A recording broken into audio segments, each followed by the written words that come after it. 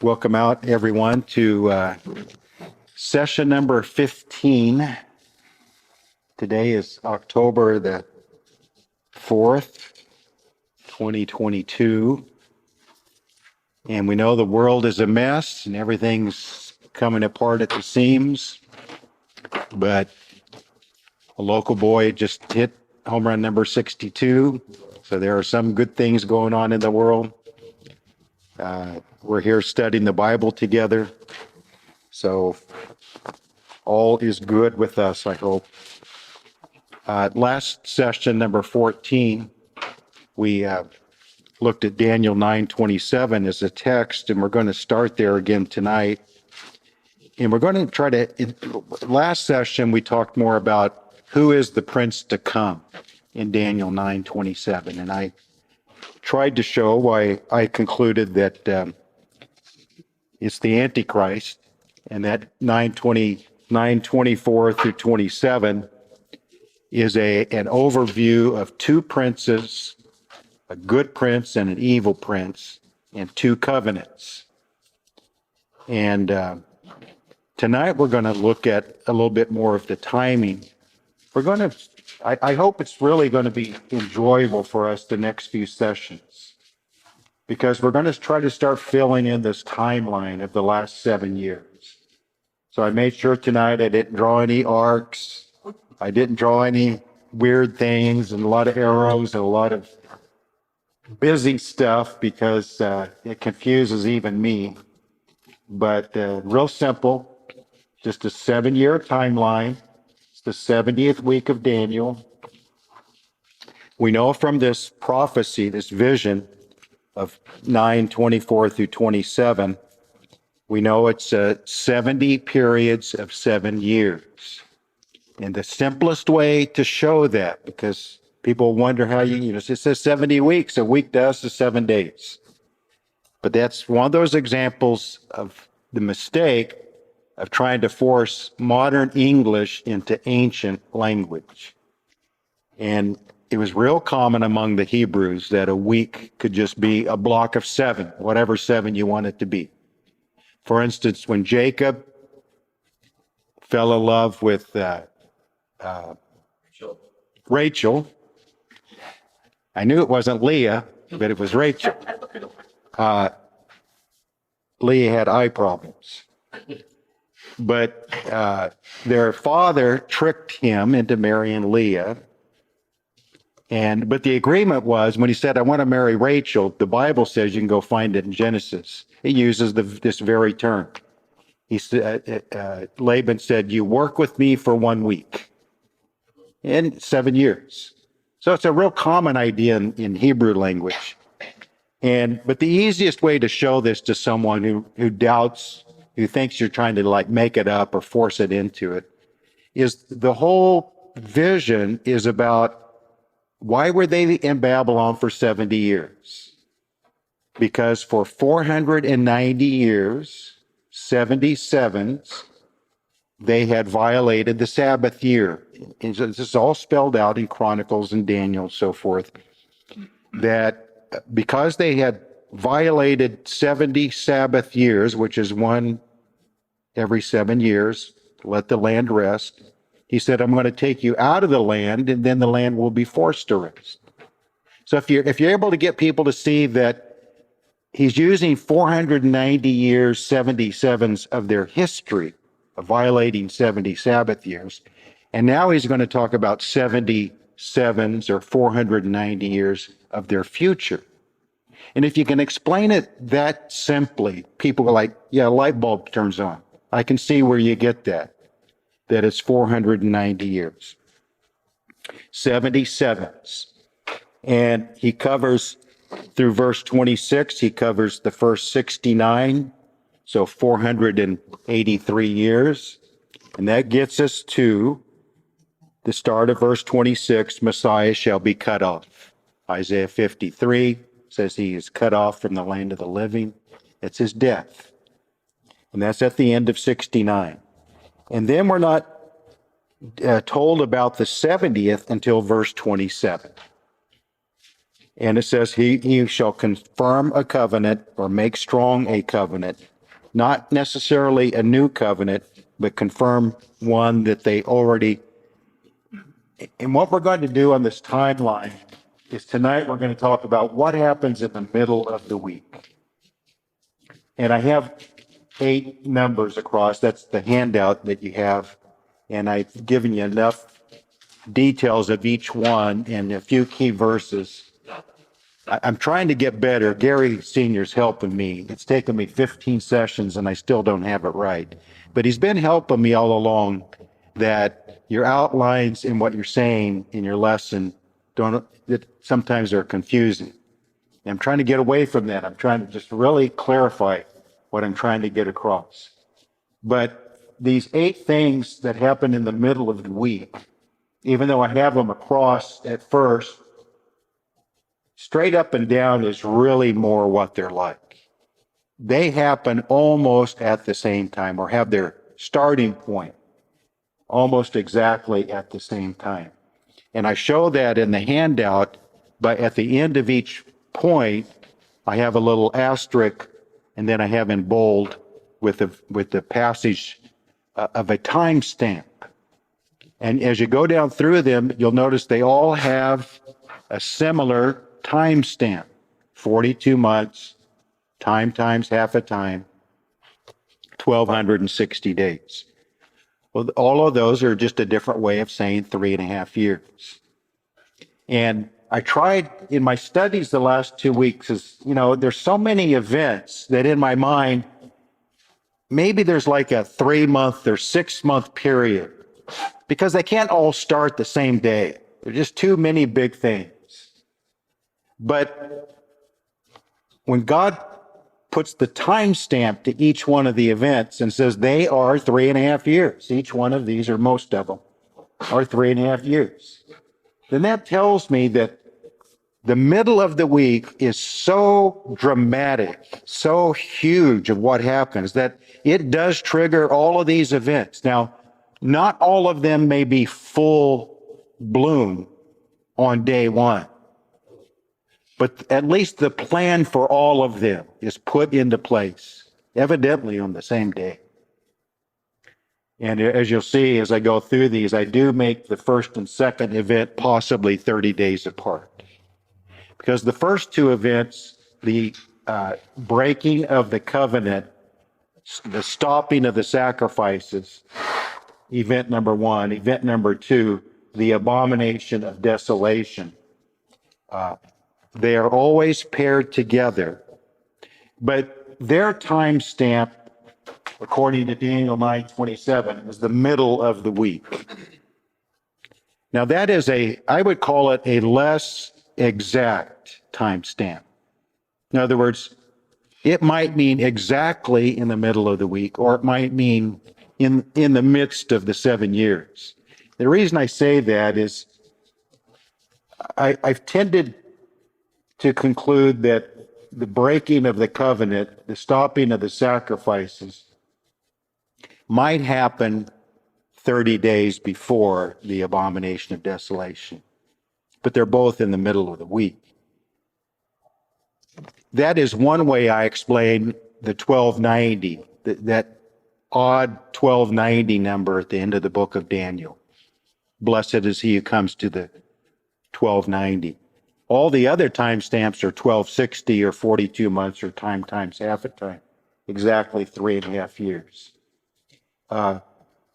So my thinking is that the breaking of the covenant, the stopping of the sacrifices, might happen 30 days earlier. And then there's a big pushback by Israel. In fact, as we go through here, I'll even bring up the idea that they may be the ones who kill the Antichrist because he breaks the covenant. And that's a big deal. For 3.5 years, they've been able to renew their religion on the Temple Mount, free access to it. That is a huge deal. And for him to stop it is going to cause a very dramatic response. We do know in point 4, we do know that there is a death and resurrection event however you explain it, that happens to the Antichrist in the middle of the week. How does he die? Well, the descriptions through Daniel especially, he's involved in a lot of battles. Some of them with the West, by the way. The ships of Shittim or Chittim in Daniel 11. That word Chittim, some of you have a footnote that says it means Cyprus, but it simply means the West. Any military force that's in the Mediterranean coming from the West to the Middle East is what that has meant in history. And many people believe, and I tend to agree with this, that at some point the West says you've gone too far. And they put a stop to him for a short time. He's able to overcome it eventually. But there's these series of battles he's involved in. He eventually captures Jerusalem. And he does that right about the time of point number 2, the abomination of desolation. So I'm thinking in that 30-day period, maybe between event 1 and 2, is when Israel responds by killing him, assassinating him. But somehow he has this resurrection event. He comes back to life. At the same time as point number 3, when Satan's cast out of heaven by Michael. And he's cast to the earth, and he's full of rage and wrath. Revelation 12 explains, because he knows he has a short time. That's when he incarnates in some way. He's able to focus his entire power in that man of sin. That may be his resurrection event. Just like Jesus rose from the grave by the power of God, the Antichrist in some way is going to rise from the dead through the power of his father, Satan.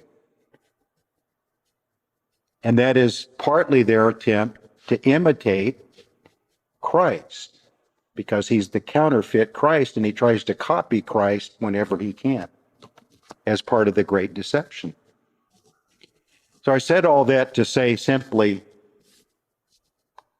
point number 1, the breaking of the covenant, if it happens 30 years before point number 2, then that helps explain the mysterious 1290. Because these two events, the breaking of the covenant, the abomination of desolation, are always grouped together. We'll look at that real quick here.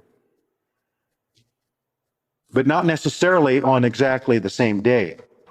We have a little bit of wiggle room, especially with the first event. The abomination of desolation does seem to have an exact 1260 days or 3.5 years tied to it. But if the first event happens 30 days earlier, then they both can have the same ending point. But the first event has a 30-day earlier starting point. That's one way to explain why 1260 in some places, why 1290 in other places. Another possible way of explaining the 1290 at the end of Daniel, this is simpler. So this may be the correct one. Is that we're talking about Jewish calendar on a lot of this, aren't we? 30-day months. But a lunar year, based on the cycle of the moon, a lunar year is only 354 days. Because a lunar month is not 30 days, is it? It's 29.5 days. So in the Jewish calendar, in their 12 months, one month will be 30 days, the next month will be 29 days. And they go back and forth like that all through the year. Because they're trying to stay on that 29.5 days. But you can't really do that on a calendar, can you? So 30 and 29, 30 and 29. And so by doing that in the course of a year, you come up with 354 days. So But they have to keep up with the sun, and they have to keep up with the seasons, and they have to keep up with the way time really is, which is not 354 days a year. It's 365.24 something, not even exactly a quarter. 365.24 something.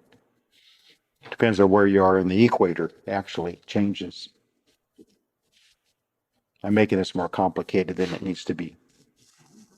But how do they stay up with solar time, with real time in a lunar calendar?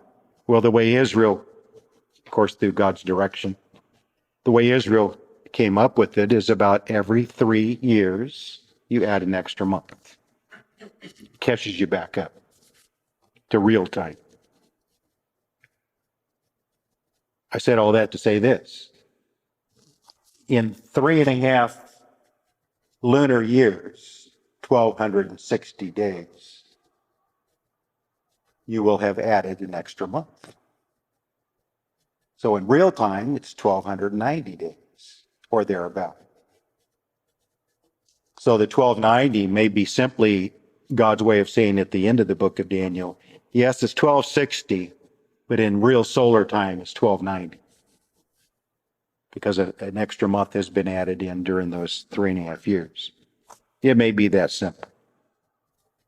So, I love this 7 + 1 = 8 equation.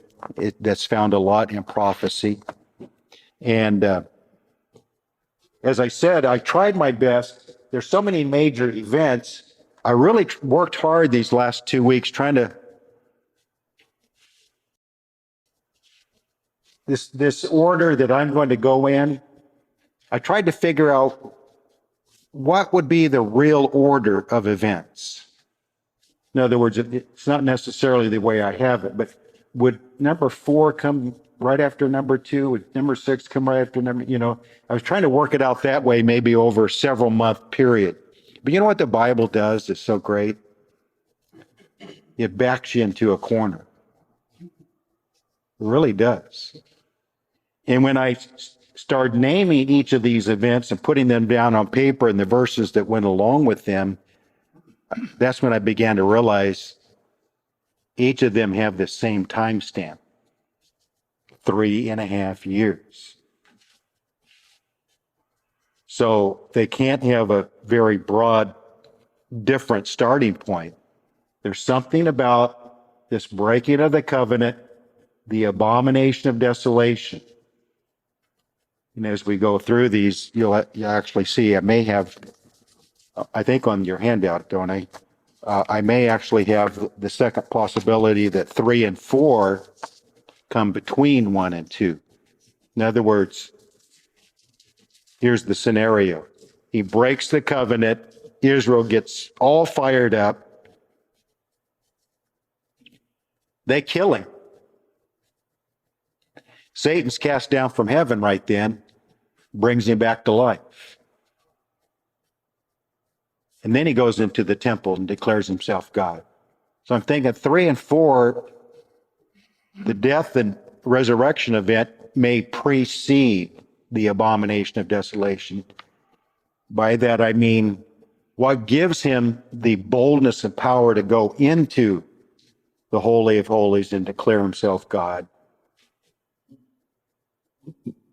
I can't see anything more than a death and resurrection event provides that impetus or that ability for him to do something that bold. And so you work it out however you can. They all happen in really rapid succession. And with Satan being cast down to the earth and empowering Antichrist in kind of an incarnation counterfeit thing, he could put all of these plans into the Antichrist in one day. It may take a while to implement some of them, but they could actually have the same starting point and still be considered 3.5 years long each. So this first event that I have, of course, is this breaking of the covenant. And we've looked at these verses, but the two main ones I want to look at on this point is 11:31 of Daniel. And I'm trying to emphasize this idea, Daniel 11:31. And forces shall be mustered by him, and they shall defile the sanctuary fortress. Then they shall take away the daily, and I've pointed out that the word daily is the word. The word sacrifices is in italics. That it's the word for the daily, normal, regular, continual sacrifice that Israel had always done in the temple. And so they add the word sacrifices because that is what it is talking about. But in the Hebrew language, in the original scriptures that Daniel wrote down, is simply the word daily. They should so that helps us understand, because it helps answer the question that people have. You mean to tell me that you really think they're going to start their daily sacrifices in the temple again? That's just so bizarre. And it does seem bizarre to us. But if you're Jewish and you don't believe Jesus was the Messiah, therefore you believe that all of the law of Moses is still, every bit of it still in place, then, and we'll work this out in another session, we're going to try to do the same thing. What happens at the beginning of the week? And then we're also going to do what happens at the end. So we're going to have this list of events and scriptures of the major events that happen at each one of those three places along that timeline. And I think it's going to be an interesting and enjoyable exercise that we're going to go through. And it'll just be a way for you to show others what happens and when it happens and what verse speaks to it along the way. But when we get to lining up what happens at the beginning of the 7 years, we're going to look at passages that to me describes some type of war going on, and Israel is winning majorly. And so part of the purpose of the covenant, of confirming the covenant, is to end that war, because the enemies of Israel are getting beaten like they have in the past. And so they'll come up with this, let's sit down and draw up a treaty of peace, or at least cessation of battles. And Israel will be in a position of having the upper hand. So they'll be able to dictate what the terms of the covenant are. And if you're Israel, what would you want in that covenant? The right to our own land and our own city and our own Temple Mount, and to renew the religion that has been stopped by Gentile powers for a long time. We want you to guarantee safety to practice our religion on our own Temple Mount. I mean, it's obvious that if you have the upper hand as Israel, those are the kind of things you're going to demand be put in there. And the enemies of Israel, that 10-nation confederation, and the man of sin that has just newly risen up to power, they're going to have an agreement with each other. Let's just go along with this for now. It'll buy us some time. We'll be able to regroup. We'll be able to get more people on our side.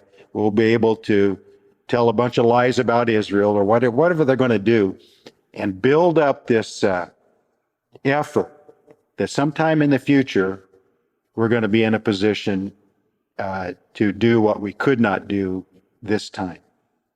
And I think the scriptures kind of back up that scenario. And whenever he reaches a point 3.5 years into it, that we have rebounded enough, we've regained enough power and weapons, we have enough agreements from whatever major powers in the world that are at least backing them with arms and money and so forth.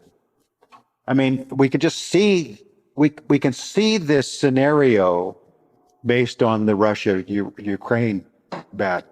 and all the major powers behind the scenes pulling the strings and sending arms and doing all kinds of crazy things like blowing up pipelines, and no one knows who did it, all kinds of crazy things.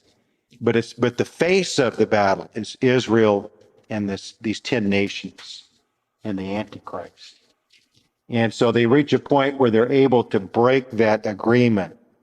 And Israel is so angry about it, overwhelmed by it, that they strike back. And I think that's where event number 3 and 4, the casting down of Satan and the death and resurrection event of Antichrist, so that then maybe event number 2 takes place. He goes into the temple, declares himself to be God.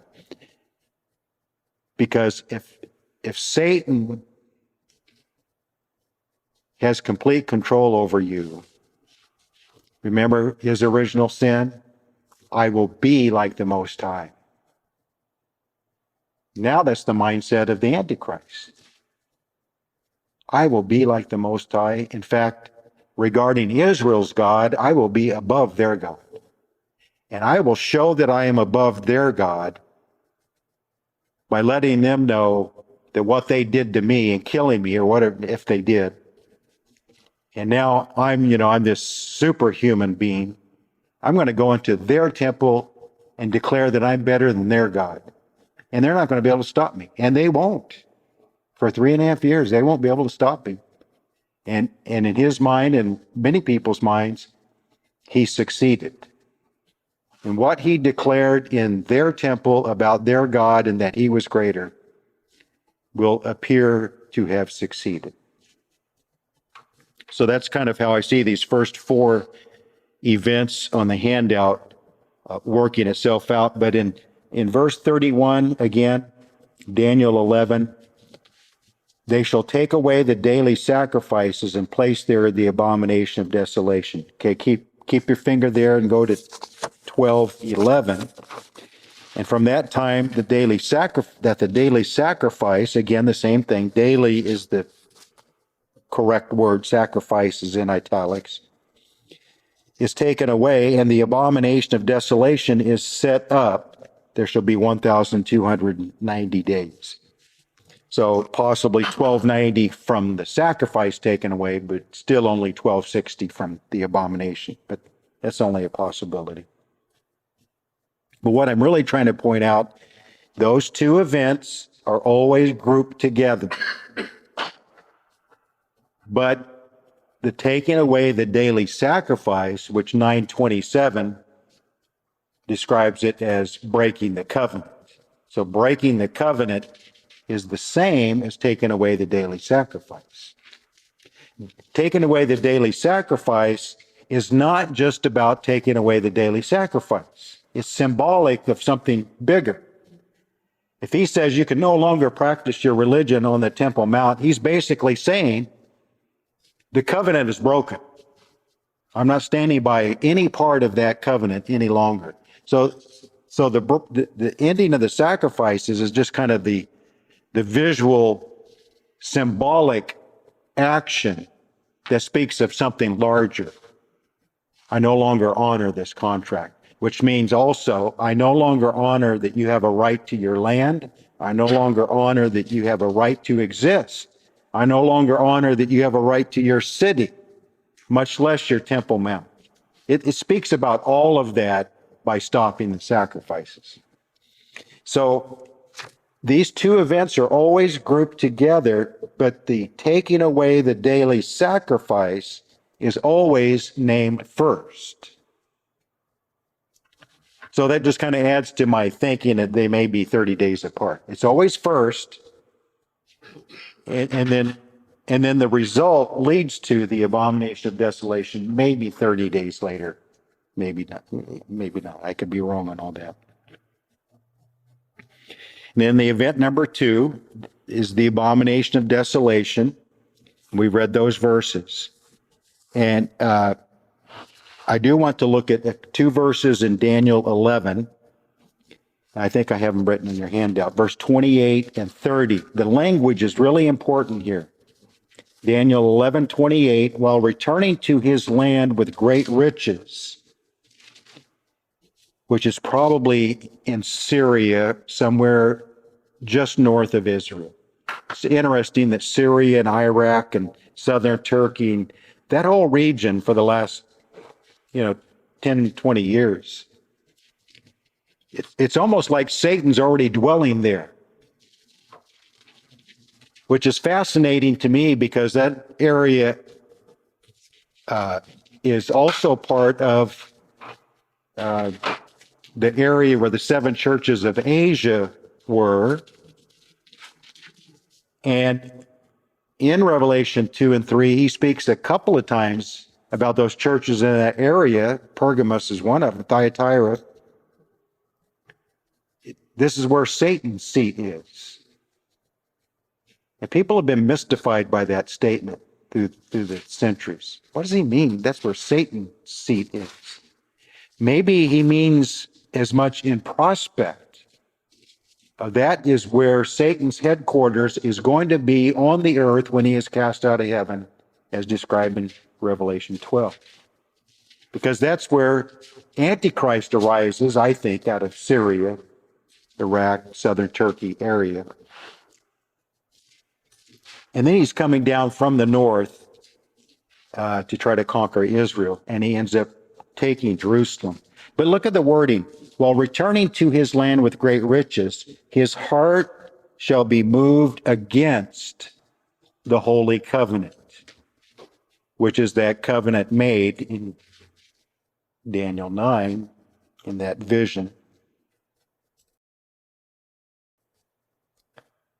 Against the holy covenant. So he shall do damage, return to his own land. Then verse 30, for ships from Cyprus or Chittim, it just means the west, from Mediterranean direction, shall come against him. This is another big illusion that people have. Antichrist influence and power may affect the whole world, but he has a 10-nation base, and he has quite a bit of opposition that rises against him over the course of these 7 years. Not everybody's happy with him. Not everybody likes to be under his thumb. The West, China, Japan, Australia, some of these world powers, Europe, they may say, let's go along with him for a while because he's brought about peace. This could have been a world war. It could have wiped us all out. And so he's really something to behold. So let's kind of go along with it. But he takes it too far. And it appears that some of these who are going along with him, who have the ability to stand against him, but haven't yet, decide, we've got to show him that we're not going to just simply agree with everything that he does. And so here we have this mysterious ships from the west shall come against him. That's not Israel. It's some other major power in the world that's decided maybe he's gone too far. Therefore he shall be grieved, because he thought they were going along with him.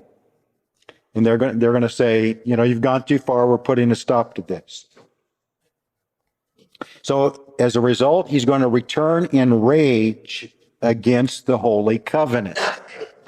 So we're told twice that at some point he decides, I am going to do everything I can against this holy covenant that I started 3.5 years ago.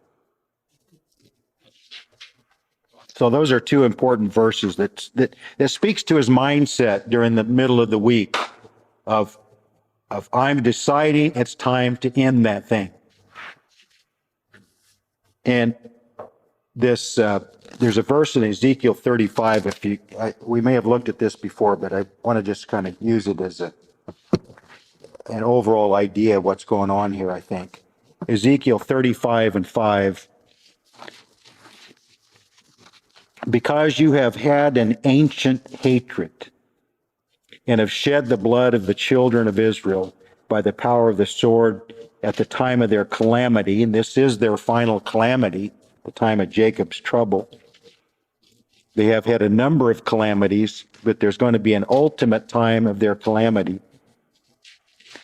And this ancient hatred. So there's something about agreeing to let them renew their holy covenant and renew the full practice of their religion on the Temple Mount, however that manifests itself. It may not be a full-blown temple like we think of Solomon's temple. It may, when they came back from Babylon with Zerubbabel and Joshua the high priest, before they ever built the temple, the first thing they built was the altar, and they started sacrifices on the Temple Mount. And that, to them, that was the same as having a temple. So we see examples in the Bible that doesn't necessarily have to be a finished building and this huge thing on top of the Temple Mount. How does it butt up against the Muslim mosque up there, Dome of the Rock? People try to work out all those. It doesn't necessarily have to be the same size as Solomon's temple, therefore it doesn't fit along with that Muslim mosque.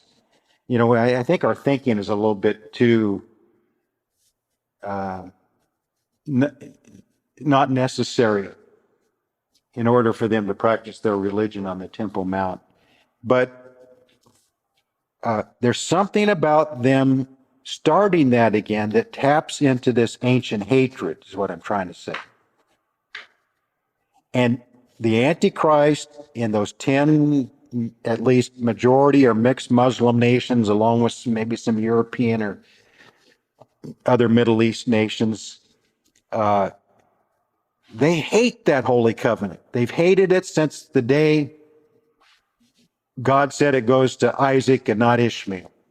The day that God said it goes to Jacob and not Esau. They have hated that holy covenant that God made with Abraham's seed. And something about, I think they felt forced in this covenant. That's why I say Israel's probably winning a war, and they agree to terms that they don't like. And so they've hated it all along. It's not like he just suddenly hates the Holy Covenant. He's hated it all along, but for political and military purposes, he's had to go along with it. But he's probably every day that he agreed to it, he's been looking for ways to break it. So in the middle of the week, he's had enough. His rage against the Holy Covenant. These Western nations have stopped him at this particular effort. He's licking his wounds. He blames Israel for the whole thing. He says, I don't care what happens from here on out.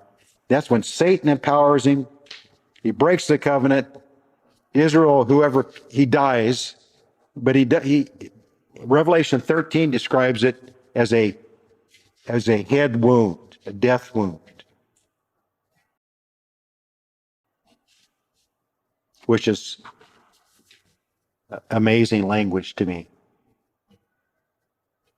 Remember the original prophecy, Genesis 3:15.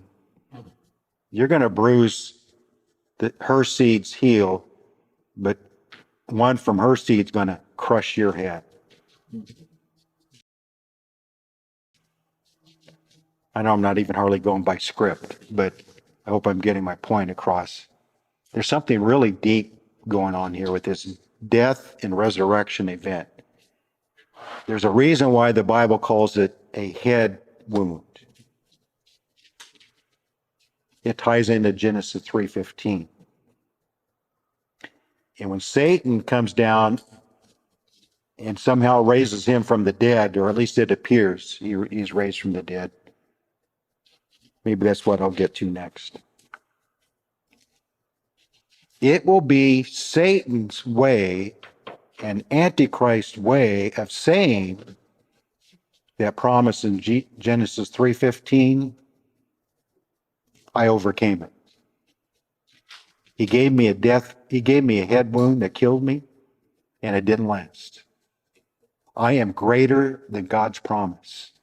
That's why he could go into the temple and declare himself to be greater than God, because he overcame that original prophecy, I'm going to crush your head. Well, you did crush my head, and here I am alive again. So what does your promise mean, God? It means I'm greater than you. I overcame that prophecy. Does that make sense? I mean, it's a really deep, ancient, foundational prophecy that Antichrist is going to be able to present to the Christian world as well. You guys have been hanging your hat on that prophecy, and I just defeated it. That is why I think Revelation 13. We'll go turn there right now. That's why Revelation 13. By the way, I think I'll do what I did last time, since I'm kind of rambling all over the place instead of going in exact order. I'll send you my extended notes too. That'll fill in some of these gaps that are not included in your handout. So it says in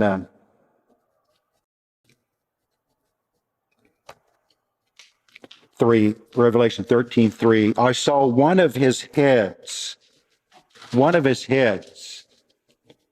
because, there's 10, it's a 10-headed, 10-toed, 10-headed beast, but he overcomes 3 of them. So 7 come in willingly, 3 he has to kind of force into it. And so one of his heads, as if it had been mortally wounded, and his deadly wound was healed. So no wonder all the world marveled and followed the beast. He has his own, and it's not like in Jesus' day where nobody saw it. This is modern day technology where everyone's going to see it on their TVs. He was declared dead on the national news. Now he's alive again. And he's telling the whole Christian world, you only thought the Bible was true, but it's a fake book full of fake promises. All of you have taught for centuries that this seed of the woman is going to come and crush the head of the seed of the serpent, and your Messiah, your Jesus, your Savior that you claim died on the cross for our sins, that he's going to come back and crush my head, and I'm going to be forever defeated. Look at me, I'm alive. And that may be when the great falling away happens. If you're able to say that and it looks real, and everybody's hung their hat on Genesis 3:15, and it's obvious he's overcome it, and your faith hasn't been all that strong all along anyway, and you're going to say, I've based my life on a book and a God that did not tell me the truth. Here's the evidence. And all of that feeds into why I speak so often of the great deception. What greater deception will there be than a death and resurrection event that the whole world will see? And him able to declare, your God could not keep his promise, which means he's not really a very powerful God. And that book you've been following is full of lies. So the third event that I actually put maybe between 1 and 2, Michael stands up, that's Daniel 12:1, and Satan is cast down. It's just a good way of, because Revelation 12:7-12, since we're in Revelation 13, let's go back to chapter 12. I put verse 7, war broke out in heaven. I think that's the same thing as Daniel 12:1. Michael shall stand up. Why does he stand up? He's going to battle against Satan. So that's how I bring that over to Revelation. War broke out in heaven. Michael and his angels fought against the dragon. The dragon and his angels fought. They did not prevail, nor was a place found there for them in heaven any longer. The great dragon was cast out. And I don't really understand all this. Isaiah 14, Ezekiel 28 describes the original casting out of Satan. But he's still called the accuser of the brethren. In the book of Job, he's able to come before the throne of God and make an accusation against Job. I don't understand how he still has access, but he does. And there's something really powerful and profound about it, because there's something about him being cast out completely. No more access to accuse the brethren. And that's why it says in verse 10, the accuser of our brethren who accused them before our God day and night has been cast down. Evidently, this is permanent. So I don't know how all that's been worked out in God's mind. But that's a really big deal. It's so big that when he's cast out of heaven permanently,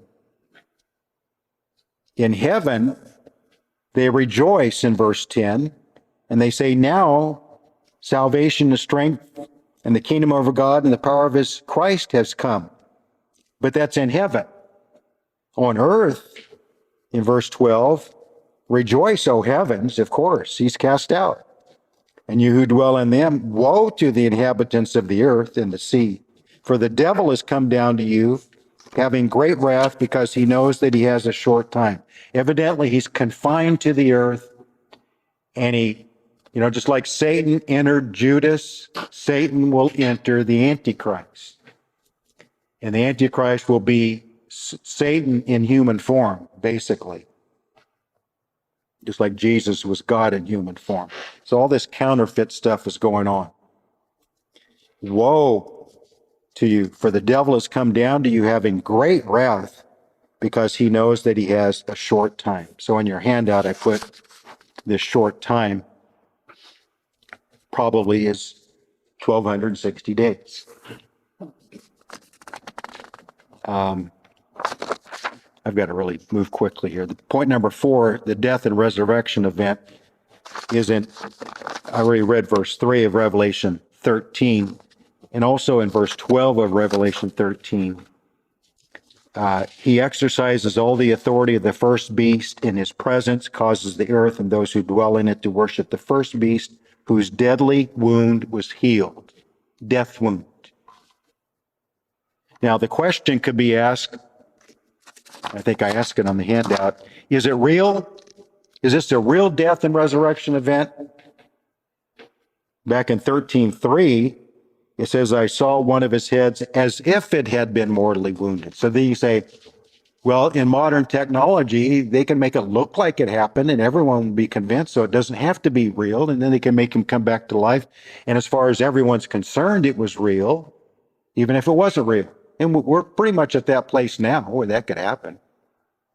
And through everyone looking at it on the TV and on the internet, it's kind of like we've said, these really, really good magicians.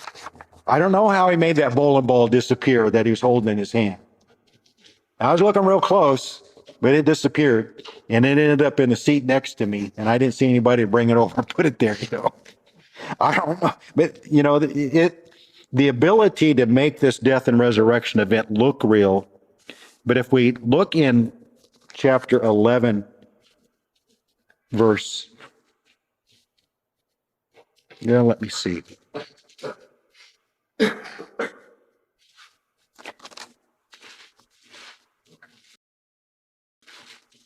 13:14. And he deceives those who dwell on the earth by those signs which he was granted to do in the sight of the beast, telling those who dwell on the earth to make an image to the beast who was wounded by the sword. So it's more than just illusion by technology. It appears he is killed in battle, or at least severely wounded, to where they're able to say he died, he came back to life as part of their deception. But he was wounded by the sword and lived. So this is another way he'll be able to shake the faith of nominal Christians. Is he'll say, yeah, your Bible says in Revelation 19 that your Messiah comes out of heaven with the sword, and sword goes out of his mouth, and he kills me. But here I was, killed by a sword, and I'm alive. So you can't trust your Bible. And I'm thinking he'll be able to do a number of those things, which might be the cause of the great apostasy or the falling away by those who are deceived by it. In chapter, let me see, 17 and 11. 17 and 11. And the beast that was and is not is himself also the eighth. The reason this is important is he's both the seventh and the eighth. He was the seventh, but then he was not. That's his death wound. Now, was he really was not? Was he really dead? And now he resurrects as the eighth. Or does he just make it appear to? I guess it really doesn't matter in the big picture, but somehow it's going to be convincing enough to where it will be seen as a death and resurrection event.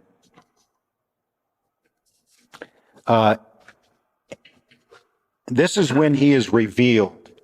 2 Thessalonians 2 and 3 is when it says in 2 Thessalonians 2 and 3, let no one deceive you by any means, for that day will not come unless the falling away comes first, the apostasy, and the man of sin is revealed, the son of perdition. He's not really revealed as this until his death and resurrection event. And Satan enters him and empowers him, and he breaks the covenant. So all four of the first four events that I have listed is what reveals him as, or the way I like to say it is, an Antichrist becomes the Antichrist. This is when he's full blossomed into being the Antichrist. And that timestamp I put on there is 42 months. Event number 5, there's a flight into the wilderness. That's Revelation 12 and 6. I'll read that real quick. I apologize to those who will watch this video because, well, I think what I'll do to everyone, my entire mailing list, I'll just send out my extended notes along with the handout I gave you because I provide a lot more information that I'm not really, verses and points I'm not really bringing out tonight. This flight into the wilderness, 12 and 6, then the woman fled into the wilderness where she has a place prepared by God. You know, I never made this connection before. Remember when Jesus said in John 14, I am going away to prepare a place for you, and I will come again. But he's also preparing a place for Israel to flee to for safety when the Antichrist turns on them after he breaks the covenant. And they should feed her there 1,260 days. I give 12:14, the woman was given 2 wings of a great eagle that she might fly into the wilderness to her place, the place prepared for her, for a time, times, and half a time, from the presence of the serpent. So he's on the verge of wiping out Israel, and so God says he's not going to wipe them all out. I'm going to make sure some of them make it all the way through so that they can repent as a nation at my return. Event number 6, Jerusalem is taken once again by the Gentiles while Israel is in the wilderness. Revelation 11, verse 1 and 2 speaks about measuring the temple. Has been given over to the Gentiles for 42 months. So in order for him to enter the temple, declare himself God, set up that image, and then it comes to life and speaks, which is part of his whole death and resurrection experience. He has to control at least most of Jerusalem. And all of our lifetimes, we're familiar with portions of Jerusalem being under Israeli control, part of it being under Arab control. So it's no new thing for us. So it's going to be kind of the same thing, where he's going to control at least a portion of Jerusalem. I do want to read over in Daniel 11, just a verse or two, and then Not really going to be able to talk about the ministry of the two witnesses, but the good thing about it is we have more lessons in the future. And a lot of these things we're going to look at in more detail. I just mainly wanted to go over the list briefly, name them, some of the key verses. But in Daniel 11 and 31, where you read this, forces shall be mustered by him, and they shall defile the sanctuary fortress. They shall take away the daily sacrifices and place there the abomination of desolation. How will they have the freedom to do that? You notice the word they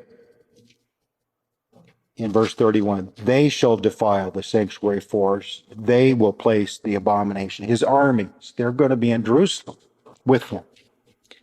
And then in verse 45, and he shall plant the tents of his palace between the seas and the glorious holy mountain. So he's right there outside of Israel, where his headquarters is. And he's able to kind of come and go into Jerusalem because Israel has had to flee out into the wilderness.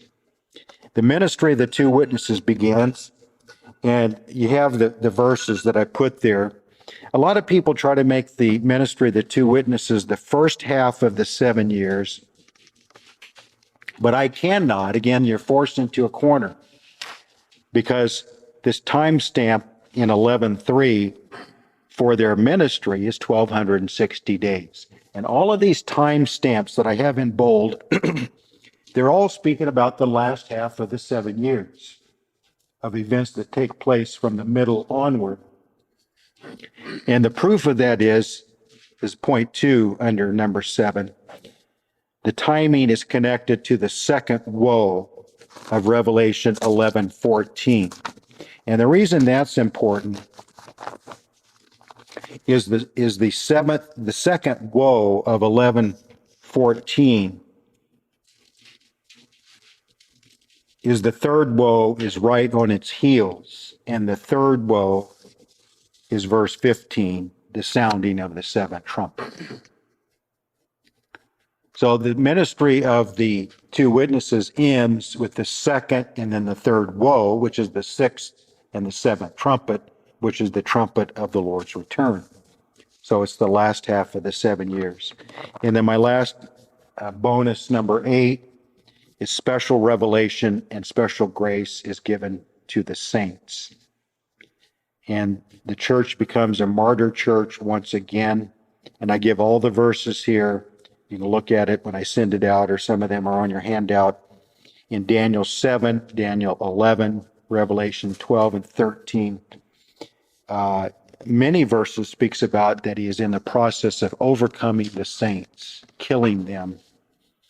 And chapter 12, verse 17, when Israel is preserved in the wilderness, what is left of them, he turns his attention to the remnant of her seed, those who keep the commandments of Jesus and follow him. And those would not be national Israel of any type, it's the saints. And as I like to say, just at that moment, when it appears all is lost, it appears he's won the victory, it appears the promises of God cannot be depended upon, just when things seem to be in total despair, the seventh trumpet sounds, and everything is reversed immediately. I want to close with one verse before I open it up to you. In Revelation, because I want to keep reminding you of this central point, Revelation 17 and 17.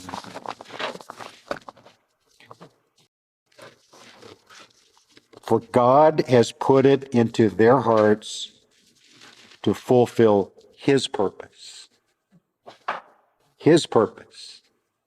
All these big, terrible events and, percentages of the world population dying and the saints on the run, being slaughtered, and Israel having to hide out or she's going to be slaughtered, and all these wars going on and pestilence and disease, just terrible stuff going on.